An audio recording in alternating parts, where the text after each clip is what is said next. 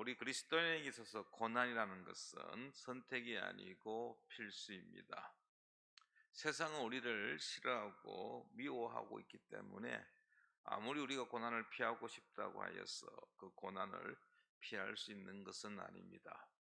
코로나19 이후로 교회에 대한 부정적인 이미지는 더욱 확산되어져 퍼져나가고 있고 노골적으로 적대감을 표시하는 자들이 많아졌습니다.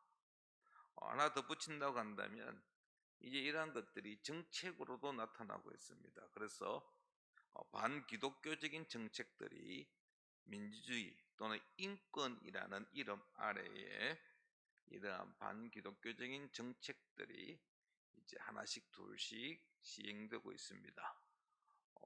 그런 정책들을 이렇게 법으로 만들어서 법제화시키려고 하고 있고 또 그것을 사회에서 이렇게 시행하려고 하는 그런 모습들을 우리가 볼 수가 있습니다. 그런데 이러한 고난, 이러한 어떤 현상들은 우리나라에만 나타나는 것은 아닙니다. 전 세계적인 현상입니다. 얼마 전에 신문에 보니까 기사가 났는데요. 프랑스의 경우에 헌법을 수정을 했습니다. 근데 이번에 헌법에 어떤 내용이 들어갔느냐 하면은 낙태할 자유를 명시하였다라는 것입니다. 낙태할 수 있는 자유가 있다. 대부분의 나라, 우리나라도 마찬가지이지만은요, 아주 특별한 경우에 한해서만 어머니를 살리기 위해서 낙태를 허용합니다. 특별한 경우로 제한 두고 있습니다. 그런데 프랑스에서는 아예 헌법에서 낙태할 수 있는 자유가 있다라고 명시하였다라는 것입니다. 그러면서 우리는 진일보하였다라고 프랑스 대통령이 인터뷰한 기사를 보았습니다. 반기독교적인 이야기죠. 우리나라에서 아직까지 합법화되지 않았지만 동성결혼의 합법화, 여러분 이미 세상의 여러 나라에서 이미 합법화하였습니다. 그래서 동성결혼에 대해서 누구도 시비를 걸지 못하게 되는, 아마 이렇게 된다고 한다면 우리나라에서도 조만간 동성결혼에 대한 이야기들이 흘러나오지 않을까 하는 생각을 또 해보기도 합니다. 갈수록 참 신앙생활, 하나님의 말씀을 지키고 하나님의 말씀을 순종한다는 게 참 힘들고 어려운 시대를 살아가야 하지 않을까 하는 생각을 또 해보기도 합니다. 오늘 사도 바울이 3장을 시작하면서 1절을 한번 보십시오. 1절에 보면 너는 이것을 알라 말세에 고통하는 때가 이르러 라고 했습니다. 바울은 이것을 알라라고 하면서 디모데가 반드시 알아야 할 것을 가르치고 있는데요. 그런데 말세라는 표현을 쓰고 있습니다. 지금 있는 이 시기가 말세다. 이 디모데후서가 기록된 2000년이 흘른 지금도 우리는 말세라고 말하죠. 2000년 전에도 말세였고 지금도 말세입니다. 그래서 말세라고 이야기할 때는 예수님의 부활 이후로부터 해서 예수님께서 다시 이 땅에 오신 재림하는 그날까지의 기간을 우리는 말세라고 이야기를 하고 있습니다. 그래서 우리는 지금 말세를, 마지막 때를 살아가고 있다라는 것이죠.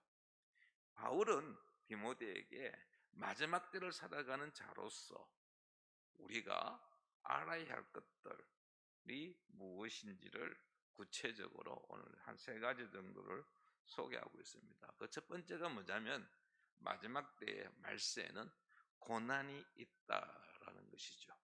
1절 말씀 다시 한번 보시면은 말세에 고통하는 때가 이르러 했습니다. 고통, 고난을 이야기합니다. 매우 견디기가 힘들고 위험한 때라는 것이죠. 힘들고 어려운 시대, 바로 말세라는 것이죠. 이 마지막 때 종말의 시대에 많은 사람들이 고통을 받게 될 것이다 라는 사실은 유대교의 여러 전통에만 있는 뿐 아니라 신약 성경 우리 구석구석에도 있죠. 어제와 오늘 우리가 새벽에 마가복음 13장 말씀을 묵상하였고 함께 나누었는데요. 그 마지막 때에 관한 예수님의 말씀 속에서도 큰 환란의 때가 임할 것이다 라고 말씀하고 있습니다. 큰 환란이 우리에게 주어진다는 것이, 특별히 우리 믿는 자들에게 환란이 있다라는 것입니다. 교회 안과 교회 바깥을 통틀어서 다양하게 우리를 공격하게 하고 우리를 힘들게 한다는 것이죠. 그러므로 우리는 이 고난의 때를 어떻게 맞이해야 할 것인가? 여러분, 고난은 피할 수가 없습니다. 그리스도를 믿는 믿음 때문에 우리는 고난을 피할 수 없다라고 한다면 우리는 그 고난을 어떻게 해야 할까요? 시간이 흐를수록 예수님의 재림의 때가 가까이 오면 가까이 올수록 이 고통은 더 심해질 것입니다. 고난은 그 수위가 점점 올라갈 것이고 강도는 높아질 것입니다. 우리가 어떻게 해야 할까요? 어떠한 고난이 주어진다 할지라도 우리의 믿음이 흔들려서는 안 될 것입니다. 하나님을 향하여 하나님 왜 나에게 우리에게 이런 고난을 주십니까? 원망하거나 불평하는 일은 없어야 할 것입니다.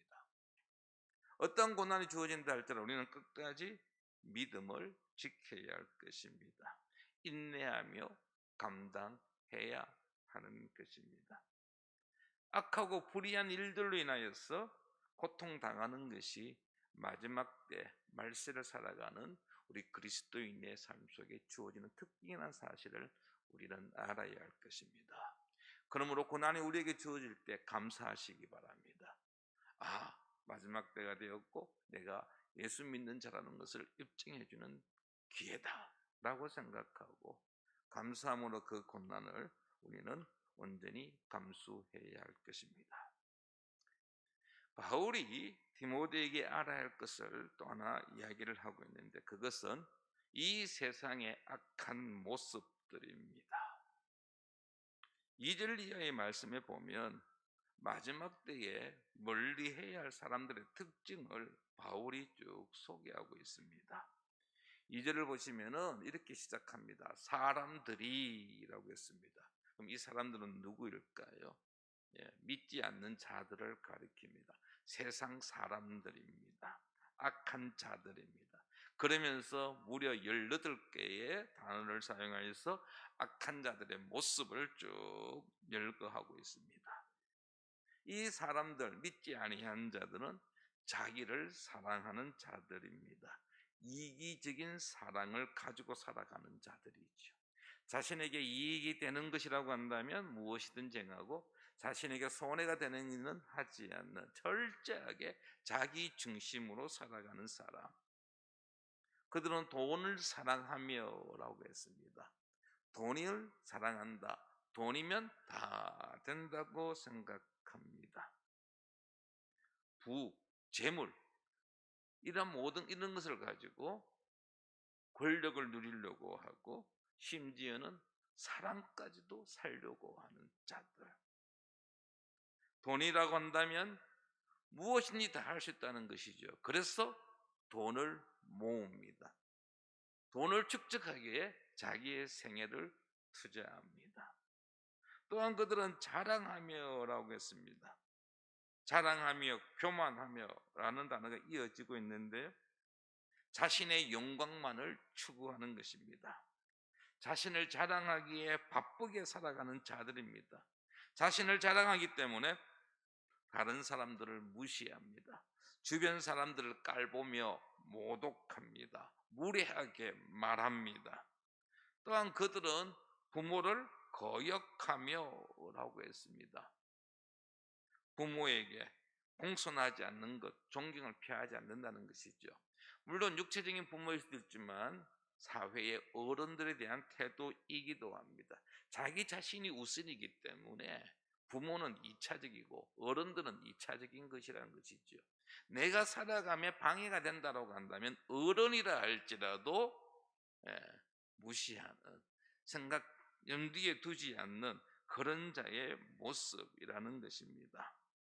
일이 자기 자신의 뜻대로 되지 아니하면 마치 무엇을 강탈당한 것처럼 투덜거리는 감사하지 아니하는 자들, 거룩하지 아니하며 하나님을 향하여 불의한 태도를 보여주는 자의 모습이 바로 악한 자의 모습이죠. 3절에서 계속 이어집니다. 무정하며 원통함을 풀지 아니하며 모함하며 절제하지 못하며 싸나우며 선한 것을 좋아하지 아니하며. 예, 무정하다라고 했는데요. 무정하다는 것, 다른 사람들 생각하지 않는 것, 아주 뭘 인정한 사람, 애정이 털끝만큼도 없는 사람, 이런 사람들은 무엇인가 보답이 없으면 아무런 행동도 취하지 않습니다. 철저하게 기브 테이크입니다. 주고받는 것입니다. 자기에게 무엇인가가 주어질 때에 그게 맞게끔 그만큼 행동하는 자들의 모습입니다. 원통함을 풀지 않는다라는 것은 자기 자신의 잘못을 인정하지 아니할 뿐만 아니라 다른 사람들의 잘못에 대해서도 용서하지 않는 것을 말합니다. 모든 사람들과 불화한 상태로 남는 것이지요. 타인의 실수나 약점을 수용하지 못하고 절대 양보하지 못하고 자신의 상처 때문에 원한과 분노가 가득 차 있는 모습, 기회가 있음에도 불구하고 용서하기를 완강히 거부하는 자의 모습이 원통함을 풀지 아니하는 자의 모습입니다. 모함하며 했습니다. 모함한다는 것은 사탄이 잘하는 특징이죠. 예, 모함한다. 사람들 하여금 죄를 짓도록 꼬아놓고 유혹해놓고 그리고 하나님께 고발해서 하나님과의 관계를 갈라놓는, 주변 사람들에게 어떤 악의적인 소문을 퍼뜨리는, 그게 바로 모함한다는 의미입니다. 절제하지 못하며 행동이나 말, 감정을 자제하지 못하는 것입니다. 사나우며 온유하다의 반대말이지요. 투박하고 심지어 잔인한 모습입니다. 선한 것을 좋아하지 아니하며 악한 것을 좋아하고 선한 것을 정오하는 자의 모습입니다. 4절 말씀 보십시오. 계속해서 나옵니다. 배신하며 조급하며 자만하며 쾌락을 사랑하기를 하나님 사랑하는 것보다 더하며 라고 했습니다. 배신하며, 배신한다는 것, 넘겨준다는 의미가 있습니다. 자신의 이익을 얻기 위하여 다른 사람의 행복을 배신한다는 개념이 들어 있습니다. 이런 사람은 친구들이 아주 어려움에 처해서 도움을 요청할 때에 등을 돌리는 것을 의미합니다. 조급하다, 브레이크가 없다라는 것입니다. 제동 능력이 없습니다. 그래서 경솔하고 무모한 자의 모습입니다. 자신의 행동이 다른 사람에게 어떤 영향을 줄 것인지, 자신의 말이 어떤 결과로 나타날 것인지에 대해서 전혀 생각하지 아니하고 행동하는 자의 모습입니다. 자만하며 자신에 대해서 과장되게 생각하고 세상에 그 누구보다도 자기가 잘났다고 잘난 것으로 살아가는 자들입니다. 마지막으로 무엇을요? 쾌락을 하나님보다 더 사랑하며 라고 했습니다. 자기가 즐기는 것을 하나님을 사랑하는 것보다 더 사랑하는, 더 쾌락을 추구하는, 교회 와서 예배 드리기보다는 자신의 즐거움을 찾아서 행동하는 모습, 이러한 모습들, 하나님은 안중에도 없는 자의 모습, 이게 악한 자들의 모습입니다. 지금 바울은 디모데에게 이 18가지의 악한 자의 모습을 쭉 열거했습니다. 일반적인 믿지 아니하는 자들의 모습입니다. 왜 바울이 이 악한 자의 모습들을 쭉 열거하면서 너는 이것을 알라라고 말씀했을까요? 성도 여러분, 우리는 세상을 바로 알아야 합니다. 세상을 알지 못하면 우리도 역시 세상을 따라갈 수 있습니다. 우리는 우리들끼리만 모여서, 믿는 자들끼리 모여서 24시간 살아가지 않습니다. 저기 여러분들 저기 어디죠? 기장에 거기 곡성입니까? 어디입니까? 거기 넘어가는데 보면은 이렇게 모여 사는 사람들이 있죠. 시온. 시온이 아니고 그 뭐죠 그거. 예, 딱 여기서 자기들끼리 딱 모여가지고 같이 먹고 자고 생활합니다. 근데 우리는 그렇게 하지 않습니다. 우리는 각자 하루 종일, 오늘도 여러분은 각자의 일터에서 열심히 일했습니다. 그리고 그 각자의 일터 안에는 믿는 자들도 있고 믿지 않는 자들도 있습니다. 우리는 믿지 않는 자들과 함께 생활합니다. 우리는 믿지 않는 자들을 잘 알아야 합니다. 그들의 악한 모습을 우리가 바로 분별할 수 있어야 합니다. 그래야 우리가 그들의 악한 모습을 따라가지 않습니다. 우리가 조심해야 됩니다.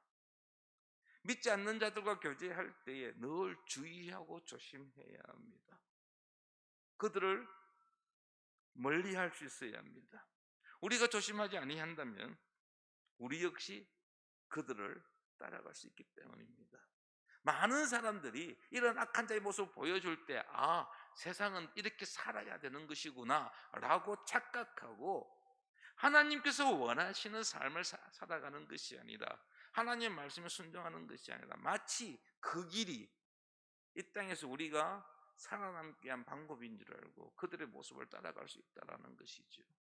그래서 우리는 그들의 악한 모습을 하나님의 말씀에 비추어서 바로 알아야 합니다. 혹 그리고 우리에게 이런 악한 자의 모습이 있다라고 한다면 우리는 하나님 앞에 나와서 회개해야 할 것입니다. 왜냐하면 하나님이 원치 아니하시기 때문입니다. 하나님이 싫어하십니다. 우리가 예수님을 믿기 이전에 이런 악한 자의 모습을 가지고 있었습니다. 그런데 예수님을 믿고 난 다음에도 이런 악한 자의 모습이 우리에게 있다라고 한다면 우리는 철저하게 이 부분을 하나님 앞에 내려놓을 수 있어야 합니다. 달라져야 됩니다. 바뀌어져야 합니다. 그러지 않고서는 우리는 언제나 그리스도인의 삶을 살아갈 수가 없습니다. 그래서 지금 바울이 디모데에게 이런 이야기를 하고 있는 것입니다. 마지막으로 바울은요, 디모데에게 에베소 교회 안에서 활동하고 있는 거짓 교사들을 폭로하고 있습니다. 그 첫 번째가 어떤 사람이냐면 그들은 어떤 자녀를 소개하고 있느냐면은 그들은 경건의 모양은 있으나 경건의 능력은 부인하는 자들이었습니다. 5절 말씀 우리 같이 한번 읽어보겠습니다. 5절입니다. 경건의 모양은 있으나 경건의 능력은 부인하니 이 같은 자들에게서 내가 돌아서라. 경건의 모양은 있으나 겉으로 볼 때 경건하게 보이지만 그러나 경건의 능력은 부인하는 자, 경건하지 않는 자지요. 경건한 척 하는 자들입니다. 누가요? 교회 안에 있는 거짓 교사들이. 그들이 보란듯이 사람들 앞에서 겉으로는 의의 옷을 다 입고 있지만 속으로는 개인의 욕심, 그 욕심을 따라 행동하는 자들입니다. 자신의 이기적인 어떤 욕심을 정당화시키려는 자들입니다. 경건의 모양으로 자신들의 불의를 덮고자 합니다. 겉으로 드러난 말과 행위는 아주 종교적이고 경건한 척 보이지만 그러나 그 속에 복음의 진리는 없습니다. 우리가 복음서에서 보는 바리새인들의 모습이 대표적이죠. 바리새인들, 사람들이 보는 앞에서 정말 경건했습니다. 일주일에 2번씩 금식하고 기도 시간이 되면 그곳이 어디든지 모여서 하나님 앞에 기도하고 사람들이 그것을 볼 때는 와 정말 믿음 좋은 사람이야, 하나님의 사람이야 라고 하는데 실상은 그렇지 않다는 것이죠. 경건한 척하는 위선자들, 그들이 바로 거짓 교사들이라는 것입니다. 그래서 바울은 디모데에게 이런 거짓 교사들로부터 돌아서라고 말씀하고 있습니다. 내가 돌아서라. 그들과 멀리 하라는 말씀입니다. 또한 거짓 교사들은 미혹하는 자들이었습니다. 6절과 7절 말씀을 한번 보십시오. 6절과 7절 말씀에 보면 그들 중에 남의 집에 가만히 들어가 어리석은 여자를 유인하는 자들이 있으니 그 여자는 죄를 중히 지고 여러 가지 욕심에 끌림 받아 항상 배우나 끝내 진리의 지식에 이를 수 없느니라. 아멘. 이 거짓 교사들은 겉으로 성도들을 돌아보기 위해서 집집을 방문합니다. 그런데 그들을 방문하는 그 가정의 성도를 위로하고 격려하고 그들의 믿음을 세워주기 위함이 아니라 어떤 목적이라고요? 어리석은 여자를 유인하는 자라고 했습니다. 여러분, 여기 어리석은 여자라고 해서 여성을 비하시키는 것은 결코 아닙니다. 예, 여자는 어리석은 자고 남자는 우월하다, 그런 의미로 있어 바울이 지금 사용한 것은 아닙니다. 기능이 떨어지거나 많이 배우지 못한 여자를 가리키는 것이 아닙니다. 여기서 어리석은 여자라는 것은 영적 분별력이 떨어진 사람을 이야기합니다. 배우고 싶어 하지만은 제대로 알지 못하는 자를 여기서 어리석은 여자로 표현하고 있습니다. 이 거짓 교사들이 영적 분별력이 없는 이 어리석은 여자들에게 가서 가만히 들어가 유인하였다라 하겠습니다. 가만히 교활한 방법을 사용해 가지고 그들에게 접근하여 아주 은밀하게 속이는 자들의 모습이지요. 거짓 교사들은 감언 이슬로 여러 사람들을 속였다라는 것입니다. 또한 그들은 진리를 대적하는 자들이었습니다. 8절 말씀에 보면 얀네와 얀보레가 모세를 대적한 것 같이 그들도 진리를 대적하니 이 사람들은 그 마음이 부패한 자요 믿음에 관하여는 버림받은 자들이라 했습니다. 여기 얀네와 얀보레라는 사람이 등장합니다. 신구약 성경 66권 구약 성경을 아무리 뒤져보고 여러분들 모세가 등장하는 출애굽기 이하를 찾아보아도 얀네와 얀볼의 이름은 등장하지 않습니다. 그러면 바울은 이 이름 어디서 나왔을까요? 유대 전승에 따르면 탈굼에 보면 이 둘의 이름이 등장합니다. 이들이 누구냐 하면은 이게 모세를 대적한 것 같이라고 되었자 모세를 대적한 자입니다. 애굽의 마술사들을 가리킵니다. 출애굽기 7장 11절 12절 말씀을 보겠습니다. 출애굽기 7장 11절 12절 바로도 현인들과 마술사들을 부르매 그 애굽 요술사들도 그들의 요술로 그와 같이 행하되 각 사람이 지팡이를 던지며 뱀이 되었으나 아론의 지팡이가 그들의 지팡이를 삼키니라. 하나님의 부르심을 받은 모세가 아론과 함께 바로 이집트 애굽의 바로 앞에 서게 됩니다. 그리고 이스라엘 백성들이 출애굽을 요청하지요. 이스라엘 백성들이 하나님 앞에 가서 예배 드릴 수 있도록 내놓아라 라고 하죠. 그런데 애굽 바로가 무슨 소리 하고 있느냐고 반대합니다. 거절합니다. 그때 모세가 애굽 왕 앞에서 바로 앞에서 놀라운 이적을 행하는데 그때 모세를 따라서 이적을 행한 애굽에 술사가 있었습니다. 이게 보면은 요술사, 애굽 요술사로 되어 있는데 그들의 이름이 바로 얀네와 얀보레라고 말합니다. 얀네와 얀보레가 모세를 대적한 것 같이 그들도 무엇을 대적한다고요? 거짓 교사들도 진리를 대적한다라고 했습니다. 진리를 대적하는 자. 이 거짓 교사들 어떤 자들이냐? 그들이 겉으로는 하나님의 말씀을 이야기하는데 복음을 이야기하는데 실상은 거짓 복음, 진리를 대적하는 자라는 것이죠. 미혹하며 성도들을 미혹하며 하나님을 대적하는 자. 여러분 이런 자들은 우리 주변에 많이 볼 수 있죠. 교회 안과 교회 바깥에 다 있습니다. 우리 교회 바깥에는 익히 잘 알고는 이단들입니다. 하나님의 교회, 여호와의 증인, 몰몬교 이런 이단들이 바로 진리를 대적하는 자들이죠. 그런데요, 교회 안에도 이러한 자들이 있습니다. 흔히 말하는 신신학, 자유주의 신학을 주장하는 무리들입니다. 그들은 성경에는 66권 성경에는 하나님의 말씀도 있지만 또한 사람의 말도 있다라고 이야기합니다. 하나 예를 들면요, 이런 것도 있습니다. 오병이어 사건, 우리 익히 아는 예수님께서 행하신 이적 아닙니까? 물고기 2마리와 보리떡 5개로 5천 명, 남자로는 5천 명을 먹인 사건.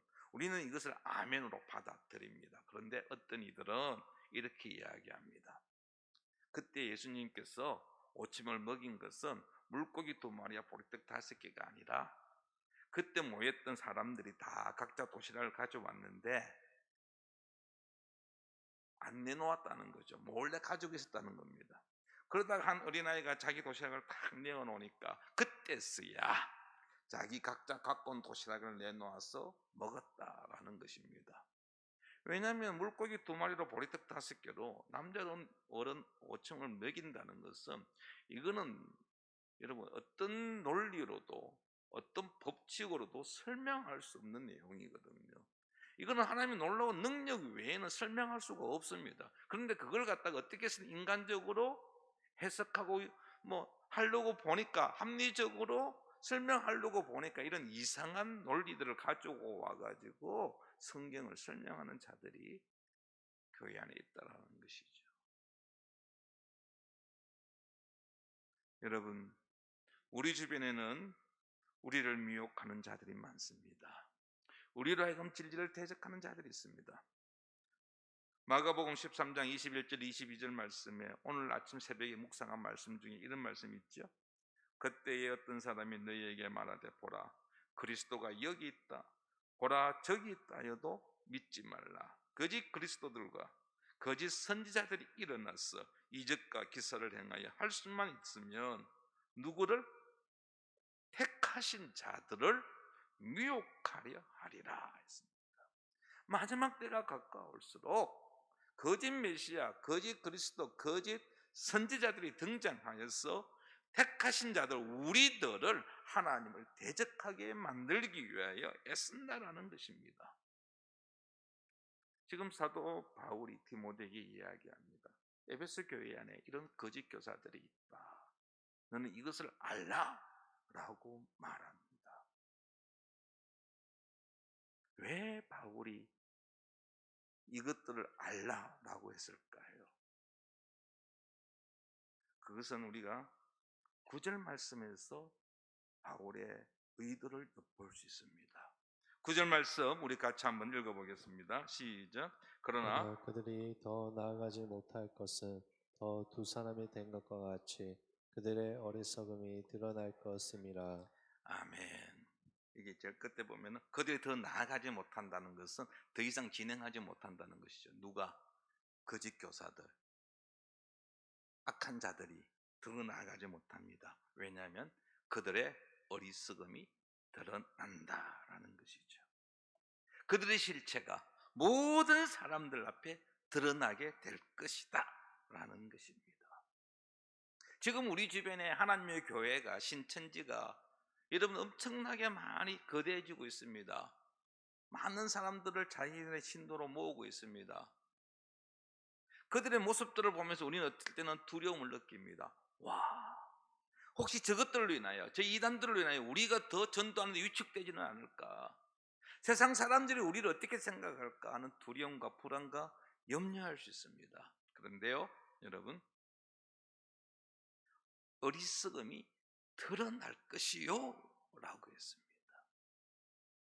지금은 저들이 목소리가 높이고 저들이 지금은 주도해 나가지만은 그러나 얼마 가지 않아 때가 되면 그들의 실체가 다 폭로되어진다라는 것이죠. 그럴 때 사람들은 그들을 떠난다는 것입니다. 그들의 영향력은 줄어든다는 것입니다. 지금은 득세해서 많은 사람들에게 인기를 얻고 있을지 몰라도 언젠가 정체가 드러나 버리면 그들은 버림을 받고 결국 망하게 될 것이다 라는 말씀입니다. 이 말씀은 디모데에게 힘이 되고 위로가 되고 격려가 되는 말씀이죠. 젊은 디모데가 에베소 교회를 이끌어 나아감에 있어서 자신에게 도전되는 자들, 자신의 대적자들, 그들로 인하여서 참 힘들고 어려운데 그런데 그들을 염려하지 말라는 것이죠. 왜냐하면 그들 조만간 하나님께서 그들의 정체를 드러나게 할 것이고 그들의 힘을 없애게 해주실 것이다 라는 것입니다. 성도 여러분, 혹 우리 주변에 여러 이단들이 잘 되는 모습 보면서 두려워하거나 염려하지 마십시오. 하나님의 교회는 신천지 같은 경우에는 저는 좀 신문을 잘 안 봐서 모르겠는데 중앙지에다가 크게 한 페이지 전면 광고도 싣고 홍보도 합니다. 그래서 믿지 않는 사람들은 그들과 우리가 같은 건 줄로 알고 막 오해하는 경우들이 있습니다. 그래서 더 답답할 때가 있지요. 그런데 여러분, 그들의 정체가 곧 드러나게 될 것입니다. 하나님께서 그들을 드러나게 하신다라는 것이죠. 결국 하나님이 이기십니다. 거짓은 결코 진리를 이길 수가 없습니다. 사도 바울은 종말의 시대를 살아가고 있다는 사실을 상기시키면서 마지막 때에 있을 인간의 타락성을 설명하고 불의를 행하는 거짓 교사들의 모습을 폭로하였습니다. 그들은 성도들을 미혹하여 하나님을 떠나게 하며 진리를 대적하게 하였습니다. 하지만 그들의 실체는 오래가지 않았고 결국 모든 사람 앞에 드러나게 될 것이라고 선포하고 있습니다. 성도 여러분, 악한 자, 대적자, 그들은 오래가지 못합니다. 그들은 유효기간이 정해져 있습니다. 언젠가는 다 그들의 정체가 드러날 것이고 버림을 받게 될 것이고 망하게 될 것입니다. 그러므로 그들을 인하여 두려워하거나 염려하지 않도록 하십시오. 우리는 이러한 위선자들, 대적자들을 조심하고 주의해야 합니다.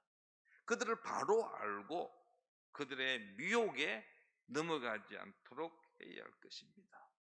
겉만 그리스도인 척하는 그들에게 기만당하는 일은 없어야 할 것입니다. 그들의 미혹을 조심하며 끝까지 믿음을 지키는, 신앙을 지키는 삶을 살아가는 우리 성도들 되기를